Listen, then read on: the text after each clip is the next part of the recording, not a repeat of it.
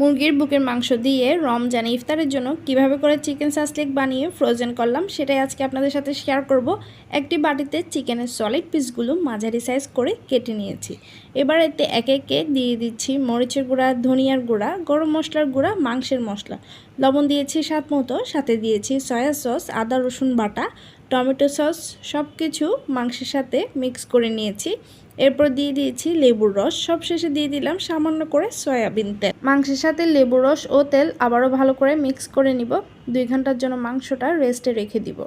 এরপর 2 ঘন্টা পরে কিউব করে রাখা ক্যাপসিকাম, গোল গোল পাতলা করে কেটে নেওয়া গাজর, কিউব করে নেওয়া পেঁয়াজের পাপড়ি মাংসের সাথে মিক্স করে নিব।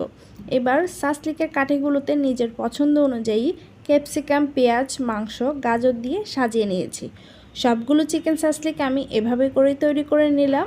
একটি ট্রেতে সব সাসলিকগুলো নিয়ে ডিপ ফ্রিজে কয়েক ঘন্টার জন্য ফ্রোজেন করে নেব। চিকেন সাসলিকগুলো ফ্রোজেন হয়ে গেলে এবার একটি বক্সে সাসলিকগুলো নিয়ে ডিপ ফ্রিজে স্টোরেজ করে রাখবো।